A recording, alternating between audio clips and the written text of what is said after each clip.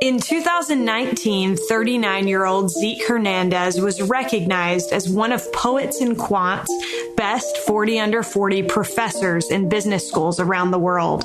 The Wharton professor was asked what he thinks makes him stand out as a professor. As part of his answer, he replied, "I think too often we incorrectly separate business from other aspects of life that make us human and social beings. So I talk about issues pertaining to life, relationships, and character in class every day." End quote. This is something Zeke Hernandez not only preaches, but also something he practices on a daily basis. Zeke Hernandez is an associate professor at Wharton. He publishes pioneering research on immigration and economic growth, as well as corporate strategies designed through alliances, acquisitions, and divestitures. Zeke is one of the highest rated teachers at Wharton, where he teaches global strategy courses. He is an alumnus of the University of Minnesota, where he received his PhD, as well as BYU, where he received his undergrad and master's degrees.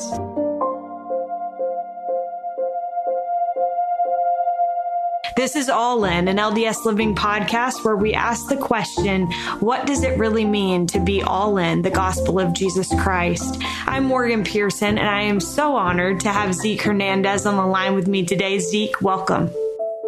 Thanks for having me on the show, Morgan. I'm really honored. Well, I am so excited about this conversation, and I'm anxious to be able to learn more about your story, because as I prepared for this interview, I read a lot about your business background and your kind of coming to Wharton and your career there. But I get to hear more about the gospel side of your story. And so this is really, really exciting, and I'm excited to share it with other people. Zeke, your parents grew up in extreme poverty in Uruguay. I wondered if we could start by sharing a little bit of their story, because it is part of your story. And if we could we'll go way back and then we'll bring it forward, if that's okay with you. Sure. Yeah. I mean, my parents are amazing, so it's always good to talk about them. Let's start with my mom. My mother was raised in a remote farming community in Uruguay. Uruguay is a little country in South America. And, she came from a long stock of good people, good parents, honorable people, a long line of farmers who worked the land honestly and hard, but mostly toiled to put food on the table. And there wasn't much of a vision or a set of opportunities beyond that. My mom was sent to a little schoolhouse in the farming community. You had to actually go several miles on horseback. And so all the kids ages about 7 to 11 or 12 would gather. And they'd learn reading and writing and arithmetic. And the idea of the school system was that kids would get a rudimentary education and perform the basic tasks that they would have to as farmers when they were adults. And that was it. That was sort of the extent of education and opportunity. But my mom had something different in her, I guess. And when she finished that school system, she wanted to keep going to school and do more. And that led to some arguments and negotiation back and forth. Her parents were really strongly against it, because in their mind, education was for the rich. You have to keep in mind that to get more education, you had to move to the city. So you had to, the whole family had to move, or they had to rent an apartment in the nearest town, and that was expensive. But somehow she prevailed, and the arrangement that they came up with was that she would get on a bus Monday morning and sort of live Monday through Friday on her own in a little bedroom, essentially on her own, and sometimes come home for the weekend. So, here's a 12-year-old girl completely alone, trying to get an education in what we would call about 6th or 7th grade. And, this was hard. She felt very poor. She felt like an awkward country girl, and it was just very, very tough. But, she managed to be the first one in her family to do high school, and eventually got some extra certifications and became an elementary school teacher. My dad also came from real poverty. He was born in a town, not the countryside, but it was the poorest neighborhood of a small town, a couple hours away from the farm where my mother grew up. And he was raised by my grandma, who was a single mother. My grandma herself was raised by a single mother and couldn't go to school because she had to take care of the kids while my great-grandma worked. And so my grandma was completely illiterate, didn't know how to read or write, married very young, had 8 children, and then lost her husband to cancer before middle age. My dad was the 4th child in that family. And so you can imagine that's really tough, right? Tough circumstances, not a lot of adult guidance or role models to know what to do in life. But, there were 2 things I think that made a big difference. One of them was I believe my grandmother was aware of the disadvantages she had being illiterate. So she really tried to encourage her kids in her own way to go to school, which meant finish high school. That was sort of the extent of the vision, do high school. And my father did that. He was a smart kid and finished high school. The second thing that made a big difference, and I'll talk more about that probably later, is that my dad eventually joined the church when he was 14. His 2 older siblings, my aunt and uncle, met the missionaries. My dad was baptized at age 14. And then, where the stories converge is that my parents met in high school. They started dating, their high school sweethearts. They both eventually did high school. They both actually worked as school teachers. But the early years of their marriage and courtship, they were very, very poor, very tough years. They weren't making much money. My dad actually had drifted a little bit from the church in his teenage years. But when they had their first child, my mom really became interested in the gospel. She joined the church. My dad's testimony was reignited, and they haven't looked back since. And that has made a big difference. Well, I love that it's clear, especially in the case of your mom, that this love for education and love for learning has been instilled in you your entire life, and valuing that and recognizing the difference when you have opportunities for education versus when you don't. So looking back, Zeke, as your parents your mom joined the church and your dad became more committed, how would you say that the gospel changed your family's trajectory? I mean, I don't know how to overstate the effect it had, right? As I was thinking about this morning, knowing that we would talk, the scripture that came to mind is John 8:32, which says, "And ye shall know the truth, and the truth shall make you free," right? And that's the best way I can put it. When my parents understood the plan of salvation and really believed it, it just completely changed their vision of everything, of their potential, of our potential, meaning their children, of the purpose of families, of life. Their ancestors and parents, they were good people. They did the best they could. But when you grow up poor, when you don't have much education, you probably inherit, false traditions, bad habits, incorrect assumptions about life. And the gospel of Jesus Christ changed everything, right? Their views on parenting, on why you get an education, on, why you should have certain good habits, what you want to teach your kids. And so it just put them on a more elevated track, on a track going in a totally different direction in life. This shows up in many ways that we probably don't have time to talk about. But, one of the things that it did is that my dad, understanding his role as husband, as father, as a person, he started pursuing more education with a totally different vision. He took night classes to get a college degree while we were little. It was, kind of tough, a lot of work. He was exhausted, but he had a vision for that, and that allowed him to get better employment, and that created some pretty unprecedented opportunities for our family. I think another way to put it, if we were talking about probabilities, right? Just think about the probability that you and I would be talking today. It's essentially 0, right? What should I be doing? I should be a farmer somewhere in Uruguay with very little education. And given my family background, the fact that I'm here and not there is because of my parents embracing the gospel and all the opportunities that came because of that. So interesting that you say that, Zeke, because I was just thinking the other day about a situation in my life where right now there's like a certain probability of something. And I had the thought, well, it doesn't really matter what the odds are when you're talking about God. And when a belief in God is part of the equation, it kind of has this ability to change everything, to change the odds for people. What you just said reminds me of this idea that we're here to to act and not be acted upon, right? I think what the gospel does is that not that our circumstances immediately change, but our circumstances act upon us, but they're not deterministic, right? We can act. And I think the gospel gives us additional tools to move beyond what the circumstances would dictate. So that just came to mind as you said that. Thanks for that. Thanks for that insight. Zeke, you grew up after being born in Uruguay. You grew up in several different countries. I know that you have a passion for people in all parts of the world. How did growing up and seeing what life was like for people in different parts of the world shape your worldview? Yeah, I mean, what you're referring to is one of the remarkable opportunities that came from my parents, not just embracing the gospel, but, embracing new educational and employment opportunities. And, that was better work. When I was 4, one of the opportunities that came our family's way is that my father got an expatriate assignment to work abroad. He was promoted and sent to work in Costa Rica.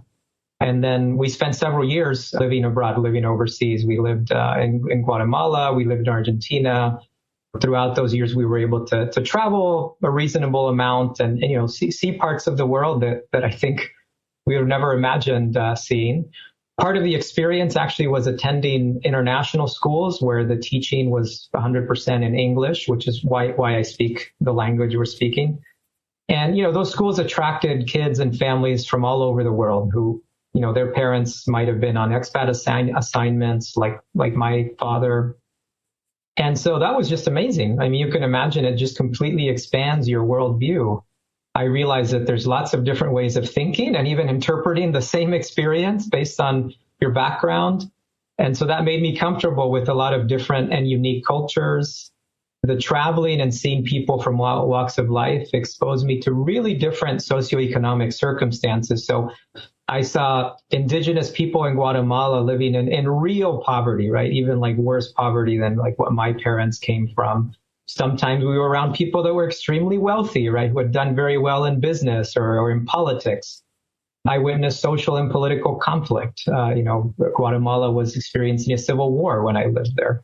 I fell in love with traveling. And I think what it ended up doing for me is help me realize that, when people of different backgrounds come together, they can do really amazing things together if they find harmony, right? Because that variety of experiences and perspectives really enriches whatever you're trying to do, whether it's a community thing, a job, a professional thing. But it's also that harmony is hard to find, right? Because people from different backgrounds clash. So, I saw both sides of it. Yeah, just an amazing blessing to grow up that way. That's awesome. Zeke, you said that you feel like your own personal conversion to the gospel came after a period of doubt in your teenage years. Can you share a little bit about that experience? Yeah, sure. My own conversion to the gospel was a result of, I think, a few things that clashed together around the time I was about 14 or 15 years old. By that age, our time living abroad had ended. We were back in Uruguay. And the move back home was a bit traumatic for me. It was an age where I missed my friends. I missed the lifestyle we had. And at the same time, my brother, who's about 4 years older than I am, left home to serve a mission. And him and I are very, very close, even to this day. So for some reason, his leaving, it just hit me. It became very real that one day I might go on a mission, right? Or that choice was one that I needed to think about. And it led to a realization that, if I had been asked to go serve a mission right then and there and talk to a stranger about the gospel, I realized that I couldn't honestly tell that stranger that I knew that Jesus Christ was my savior or that the church had been restored through Joseph Smith. In other words, I didn't have a standalone testimony. I love my parents, but I just wasn't sure if the things they taught me, the things that they had embraced and that had changed their life so much were really true. And doubt crept in, right? For example, I thought, well, maybe the church was a good human institution that really helped them, but was it a divine thing, right? And that was scary. It was scary to let doubt creep in and to open the door to the possibility that the restored gospel maybe wasn't true. But, as any one of us who is raised in the church, so to speak, you also have things that stay with you. And so, I was keenly aware that Joseph Smith had similar questions and doubts when he was about exactly that age. I remembered Alma's invitation to experiment upon the word and plant the seed and see if it grows. So that analogy had stayed with me. And so I decided to run the experiment, so to speak. And what I'm about to describe next, for anyone who has grown up or been in the church a long time, is nothing novel or unique about it. I said, well, I'm gonna try this out. So what I did was I first set the goal that I would read the Book of Mormon every day until I finished it. I hadn't done that before. And I also decided that I would pray on my knees as honestly as I could every day before reading the Book of Mormon. And then I also told myself that I'd just keep doing that until I knew one way or another if the gospel was true. And, it took several months. It would be a lie to say that, within a few days, boom, the confirmation came and I knew. I think the first thing I noticed was just that I kind of overall felt better about myself as I went about the day. There was just a little bit more of a bounce in my step. And then I noticed that my desires started to change. I was kind of more drawn to good things. I wanted to treat people more kindly. I was also drawn away from toxic people, from toxic activities. And then, many months in, I was reading the Book of Mormon one day, and I just had a really powerful experience, a really powerful confirmation that it was all true. And I knew that it was a feeling of the Spirit, that the channel between heaven and me was open. It wasn't a human emotion. It wasn't some human thought. It wasn't anything like that. It was divine, and it was beyond me. And it's one of the surest things I've ever felt.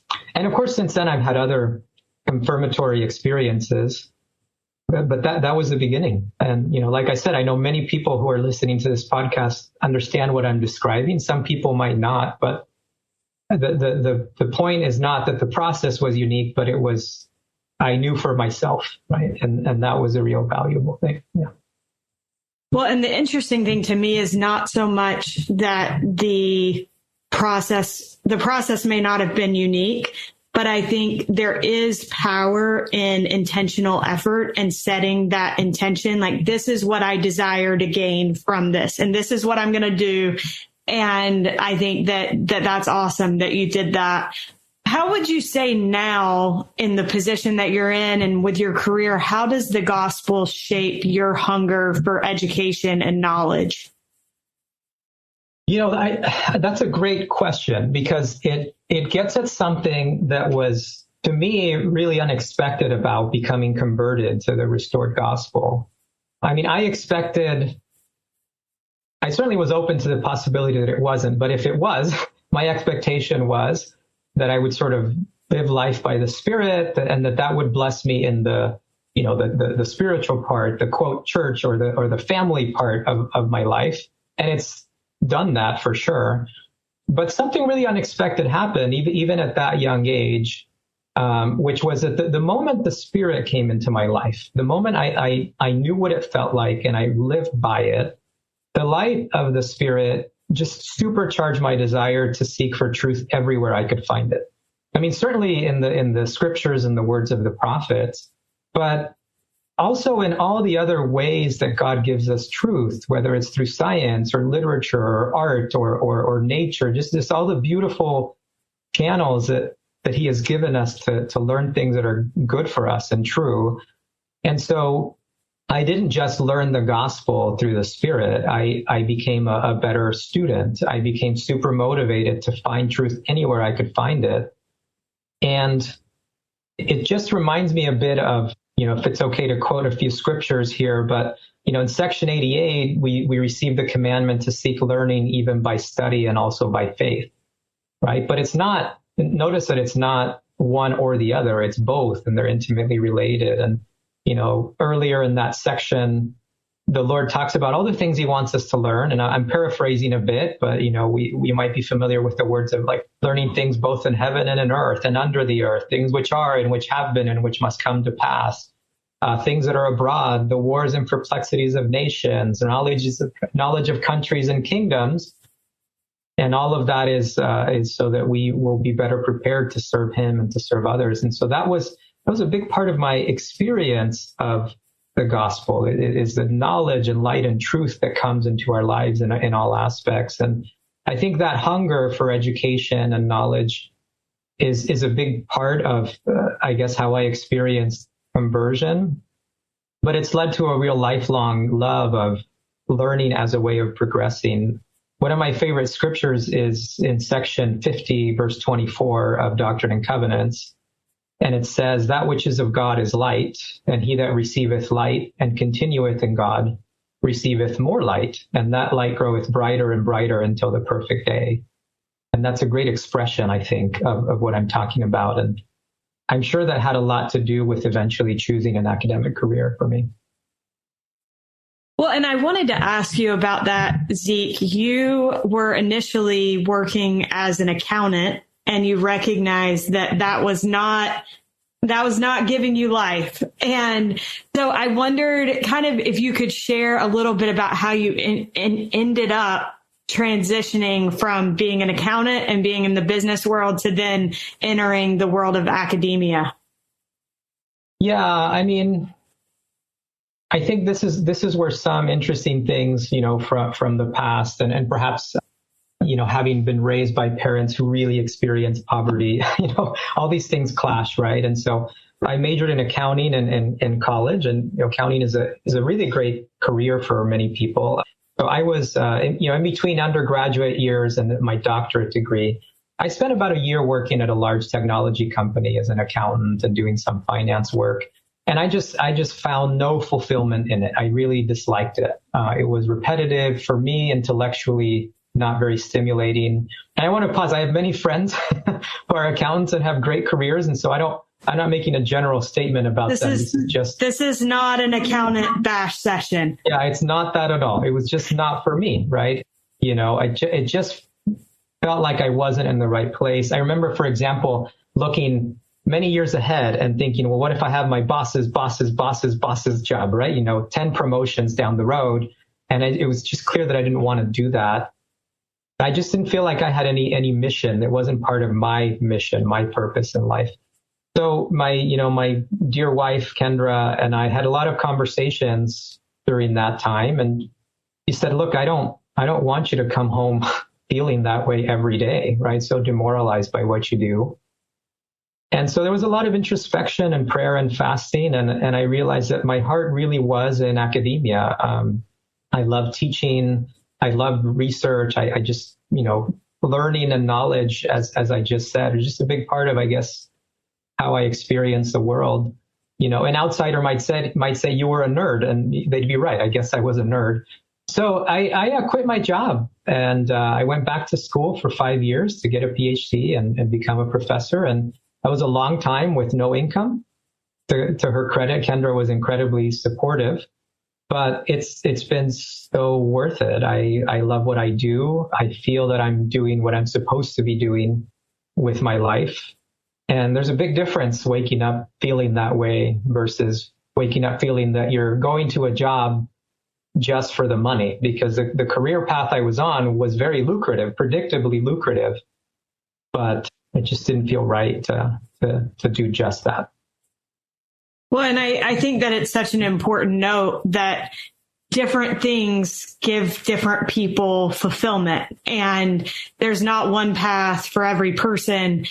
Zeke, how would you say that an understanding of the gospel perspective on light and knowledge, which you touched on previously from those scriptures in Doctrine and Covenants, how has our understanding of light and knowledge and the way that our knowledge goes with us into the next life shaped your approach in your work, especially as you teach students? Let me back up a little bit, right, to what I was just saying about this career change for me. I think one of the things I learned, having been in a profession where I was just in it for the money, right? Perhaps because I did not want to be poor, but not much more than that, is I just had a realization that, God wants us to work not just to provide and be self-sufficient. there was a really wise man on my mission. He actually wasn't a member of the church, but we had a decent relationship, and his motto was work is service. That was his motto. I think he was spot on, and our work, what we do every day, is one of the arenas in which we serve other people. So anyway, that's perhaps one of the lessons I got out of that. So to answer the question you just asked me, the way I would address it is that, the gospel, it informs our everyday professions if we approach our professions or what we do as one of the arenas in which we serve. And so for me, teaching future business leaders is really cool. It's a great opportunity to serve them by bringing to my classes, the best, the most cutting edge knowledge so that they're using true principles in what they do. And it also informs my research because I feel a desire to research topics that are useful or practical for the world, and to do it in a way that is true and that I'm trying to bring to bear the best that science can offer. And I think that the other dimension to that answer is that I really believe strongly that it's not just that our jobs are a big part of how we serve the world, but I think God is willing to guide us as much in our professional endeavors as he is in our gospel or church or family lives. Because, because we serve in both of those arenas, in all of those arenas. And so I think he gives us light and truth in the professional aspects of our lives, as well as in our, quote, gospel lives. I think one great example of that is our prophet, President Nelson, right? I mean, he was an incredibly competent, world famous heart doctor, not just as a practitioner, as a surgeon, but also as a researcher. And one of the stories he's shared often is about how he received divine inspiration when he was developing an artificial heart, right? And he talks about how the scripture that all kingdoms have a law given unto them really inspired him to learn the laws that govern the human heart, right? He felt that there was divine help that he could draw on in that really important part of his life, his profession. And so that's kind of what I'm talking about. And that's the model that I try to follow in everything I do. Now, I'll finish with a disclaimer. I'm not trying to claim that like everything I do, everything I teach is flawless or divinely inspired, right? I think human knowledge progresses in fits and starts. Sometimes we get things right. Sometimes we get them wrong. Then we discover, a theory or evidence that supersedes outdated knowledge. And so it's not that we get it perfectly, but I think the direction matters, right? That growth in truth and knowledge matters. And why not? Why not try to seek divine help in our endeavors? Certainly in mine, I try to. I love that idea of kind of where you're trending. Are you trending in which direction? And I want to note, Zeke, that this is not just something that you're saying because you're being interviewed on a church-related podcast. In another interview that I read with you, you said, referring to your students, I really care deeply about them becoming good moral leaders. I also want them to be happy with their personal and professional choices. I think too often we incorrectly separate business from other aspects of life that make us human and social beings. I love that point. I love the idea that we kind of create these artificial separations or dividers in our own lives and think, okay, well, this is my professional life, this is my spiritual life, but really all of those things blend together. The way I would talk about that is, let me sort of address it in two parts, and I'll give you one that's like very specific to my field of business, but then one I think that is more general. So, obviously I study and teach business, and, that's business, I think, is often seen as something like dirty or kind of a heartless profession, right? One of my most hated phrases is it's not personal, it's just business, right? I'm sure you've heard this before.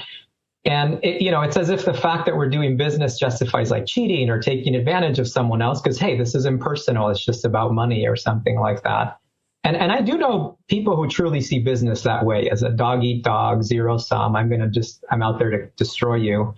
But I don't. And I actually believe that the best business leaders don't either, because it's just one of many human endeavors. And so it's not only like unethical to have a separate code of behavior for business than for what we do in like our families or our communities. I just think it's like fundamentally illogical because they're all part of the same social world that we live in. So that's kind of the business specific take on that.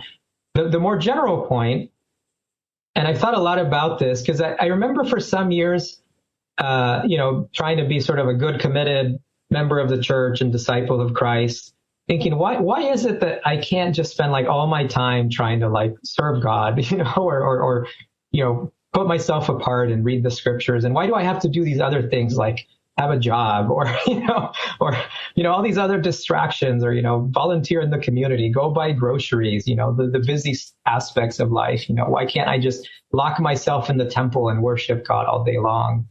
And the answer one day just hit me in a very clear way, which is like, all these other things aren't distractions. They're like exactly the point, right? Those are like the sandboxes where we serve him, where we serve God. And so it's artificial to separate like gospel and church from job or community or, whatever we do every day, my commute every day. That's exactly where I show God that I want to serve him in the way I treat others as I go about those things. And so if that's the case, not only are these things connected, but we should also expect God to inspire and guide us in all of those things. So that's kind of the full circle part of it for me. I love that. And I love that idea that I love the way that you put it as sandboxes. Like those are the sandboxes in which we are expected to show our love for God and to become like God ultimately. So I think that's profound. Zeke, you said that when you entered your doctoral program, you realized that you had to make a change. And that change was from being a learner of truth to then becoming a producer of truth. And I wondered what you mean by that, if you could elaborate. Yeah. Maybe some strange wording there. But what I was referring to is that, if you think about all the years that a lot of us put into our education, at least those of us who are fortunate to get one, they're all about consuming the knowledge that other people discovered or produced over many years, right? So whether you're studying, I don't know, a theory, a mathematical principle, an algorithm, a formula, a history, textbook, a poem, right? You're really trying to learn and absorb knowledge that somebody else created or discovered, and they've, digested it for you.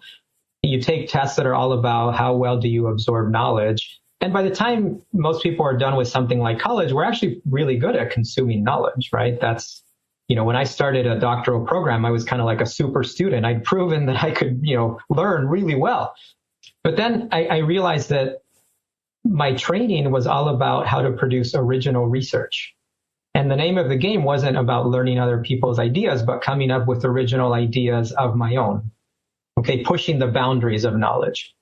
And so I wasn't evaluated anymore by how well could I digest someone else's thoughts or ideas, but how novel are the ideas I'm coming up with? How rigorously can I prove them, right, with evidence? And that was really eye-opening because one, it made me realize actually like how much effort there is to like produce a reliable little bit of knowledge. Like think about a textbook in college. You read one paragraph, and behind that paragraph, there might be decades of research, right? Just to verify that what that paragraph says is correct. And so it gave me an appreciation for the other side, right, of knowledge, the production of it. But also it made me realize that being the producer is very different than being the consumer. For example, you have to develop a healthy skepticism about what other scientists did before you. You have to challenge it, come up with a better answer, with a better explanation. You have to go really deep into the scientific method, right? That is, how do we know that this evidence is better than that other evidence? And then you have to learn to persuade others that like your new ideas are worth it, right? That they have to like unlearn what they knew before and believe this new thing. So all of that was new. It was exciting, but it was also really intimidating because I was around like extremely smart people, right? Many of them, most of them way smarter than I am. And I thought, well, how can puny little me add anything useful to this world, right? A little bit of knowledge, a new paragraph to a textbook or something like that. And, that can be daunting. And I remember in that process, I came across a scripture that gave me both comfort and confidence. And that scripture is Abraham 3:19. And it says the following. It says, these two facts do exist, that there are two spirits, one being more intelligent than the other. There shall be another more intelligent than they. I am the Lord thy God. I am more intelligent than they all. And I was like, wow. Okay, so it actually doesn't matter how low I am in the hierarchy of intelligence, right? There might be a lot of people above me, but through the Holy Ghost, I can directly plug into the most intelligent of them all and maybe draw some inspiration that goes beyond my own wisdom to maybe, produce some of that knowledge that's useful and true, so to speak. And, that was just really, really helpful and a way to connect my job with what the gospel offers. That's amazing. I love that thought so much. Zeke, you're considered by many to be an expert on immigration. I wondered, what do you wish that people within the church understood about this topic? Because I understand it's very complex and can be at times polarizing. And why do you feel that it's something that the Lord wants you to devote time to and to shed light on?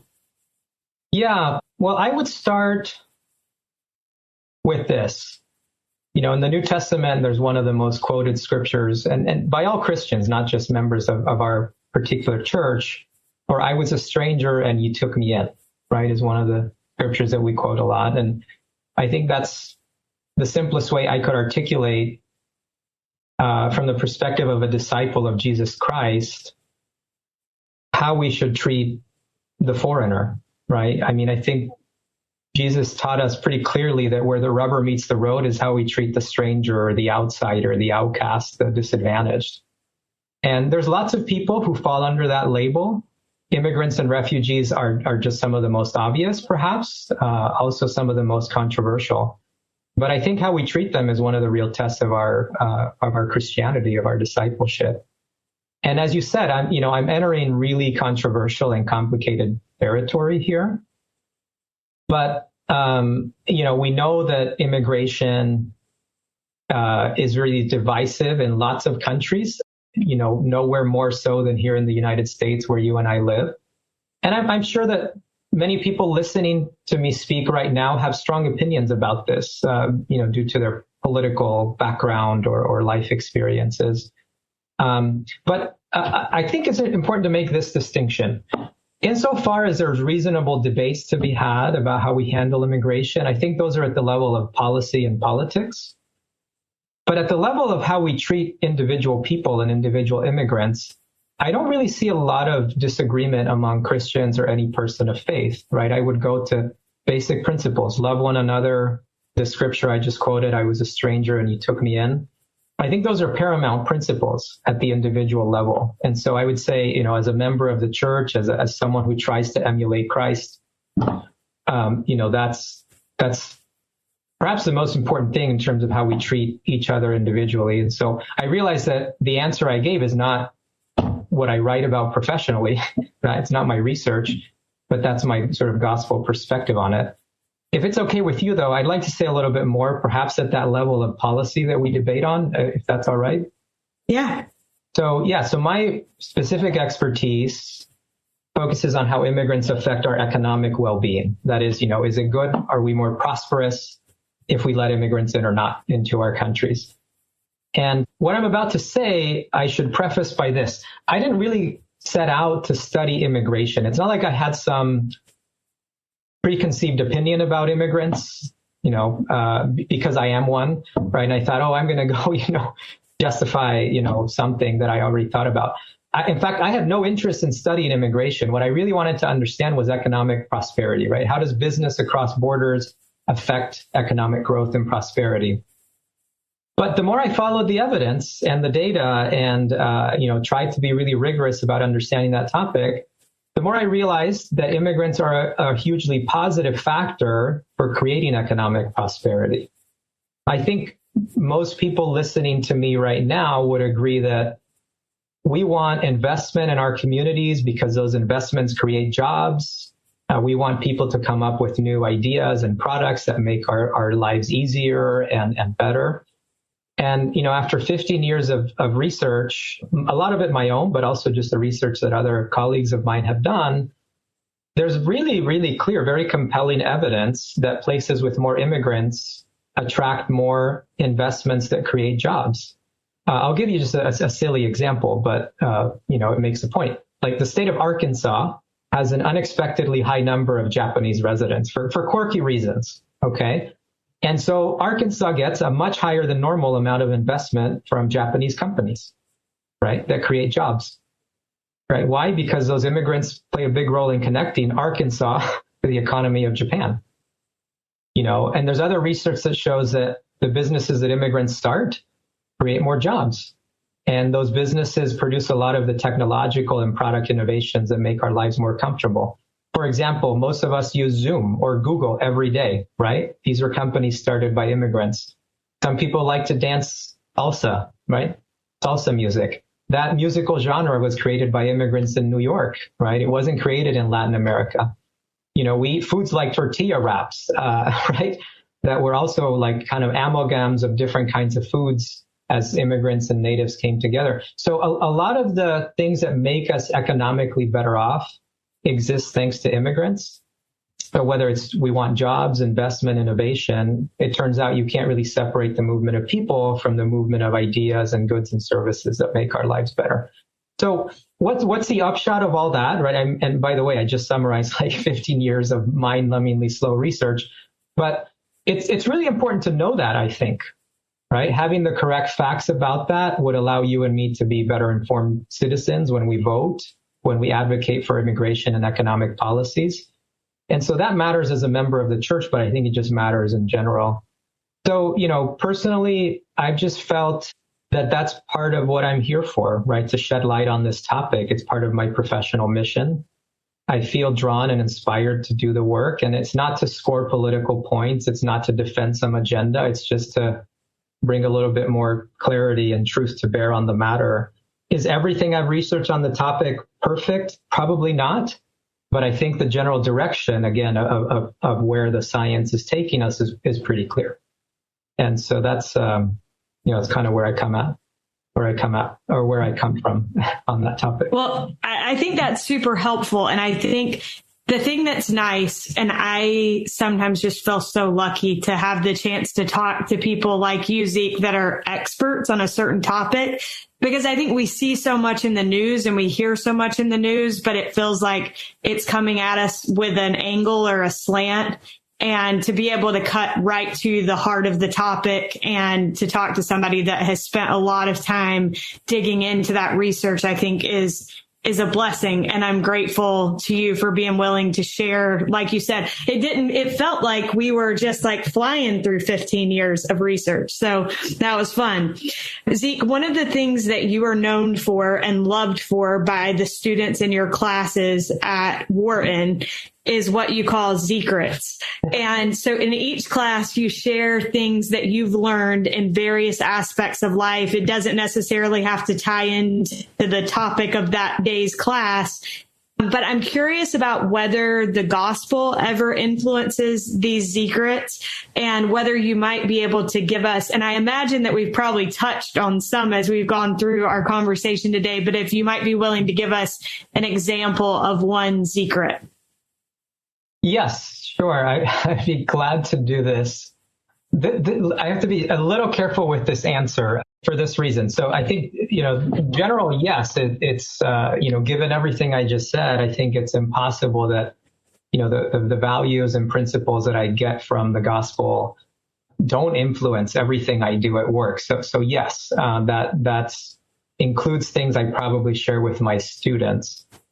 Where I have to draw a line, though, and be a little careful is that also part of the professionalism I have to exhibit and the duty I have is to leave out preaching my personal religious beliefs in the classroom, right? That's not the arena to do that. I owe that as sort of respect for my students who they themselves might bring beliefs or unbeliefs, and it would be unfair for them to impose that on the classroom. So, right. In these so-called Zekrets, I don't bring anything in that that I don't believe wouldn't apply to like a pluralistic audience with many beliefs, right? So it's more general stuff that I bring in. So yeah, the point of these moments of sharing is just to try to get at this point of the inseparability between like business and life, right? And bring in things about values, things that I think can help my students perhaps have a better life or be more ethical in the decisions they make and those kinds of things. And so, we cover topics like how to choose a career, or, how to use your career for service, the importance of being thankful, how to use money wisely, things like that. But you asked for an example, so I'll give you one of the first ones I share with students in my class. So I show them a video demonstrating that actually most of us are tying our shoes incorrectly. So it turns out that the way that most of us were taught our shoes involves a knot that comes untied pretty frequently. That's why we have to retie our shoes frequently throughout the day. But there's actually a really simple solution to this. And it's just, a lot of us were taught like the bunny ears technique. And so you go over the knot in one direction. But it turns out that if you just go around the knot the other way, instead of from back to forward, you go from forward to back, then you end up with a strong knot that doesn't come untied. And so that becomes sort of a way into talking about how there's a lot of areas in our lives where we actually think we know it all, but we actually don't, and areas that are way more important than tying our shoes. And so that then ends up in a conversation about why we often fail to see better ways of doing things. And what I suggest is that it comes down to pride, right? Pride blinds us to the ability to keep learning because we kind of think, hey, I got this, right? There's nothing more to learn. And so the cure for pride is its opposite. It's humility. And so we talk about the importance of humility in business because, business people often like to act overconfident. And I say, no, it's the opposite. You should be really humble, be willing to say, I don't know, because that humility will lead you to never stop learning or improving. And so, that's an example of flavor of what a Zekret is about. I should add one more thing, which is that I actually didn't come up with the label Zekrets. It's not like I was trying to come up with some personal branding. It's just one day before class, one of my students said, hey, are you going to share with us some life advice? And I said, yeah, I will. And he said, oh, well, why don't you start calling them Zekrets? And the other students kind of loved the label and the play on words. And it's kind of taken on a life of its own at Wharton, I guess. That's awesome. It stuck. Well, I think that's such a fun idea and a great way to start your classes. And I'm jealous of the students that get to sit in your classes, Zeke. My last question for you is, what does it mean to you to be all in the gospel of Jesus Christ? Another great question. And I knew it was coming, of course, because it's your podcast. So I have been thinking about this one. So I want to address it in two aspects or two dimensions of what it means to be all in. And I would say, to me, there's like a broad dimension and a deep dimension to it. So the broad part of it is perhaps going back to something we discussed earlier, which is all in means that the gospel is the most important aspect of our lives in all the various different roles, all the various different things that we do, right? Without any artificial separation between them, right? So we broadly apply the gospel to everything, not just to our role as, mother, father, church member, but everything we do. So it's the core of how we approach every different role we have, instead of being Christians just in some parts of our life. So it's kind of the all-encompassing part of all in.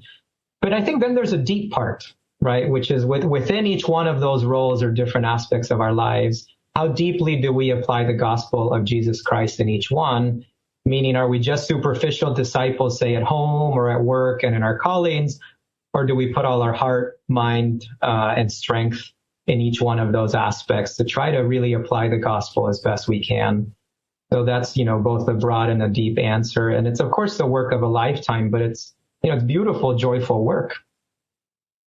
Well, Zeke, I want to applaud you because I think that you are somebody that practices what you preach. I noticed I was reading an interview on Poets and Quants, which is, for those that don't know, a big MBA school website. And they were interviewing Zeke because he was being honored as one of the top 40 professors. And they asked you what your favorite book was. And you said the Book of Mormon, the actual book, not the musical. And I just thought that was so cool that in a very secular interview, you were willing to say that the Book of Mormon was your favorite book. And so I appreciate you being someone who not only says that we shouldn't separate those different aspects of our lives, but lives that. I love you for that. And I'm grateful, so grateful for your time. Thank you for taking the time to be with us today. Oh, thank you. It was a pleasure. And I hope for whoever's listening, thank you for listening. I hope it's valuable to you. We are so grateful to Zeke Hernandez for joining us on today's episode. A big thanks to Derek Campbell of Mix It 6 Studios for his help with making each and every episode of this podcast sound so great. And thank you so much for listening. We'll look forward to being with you again next week.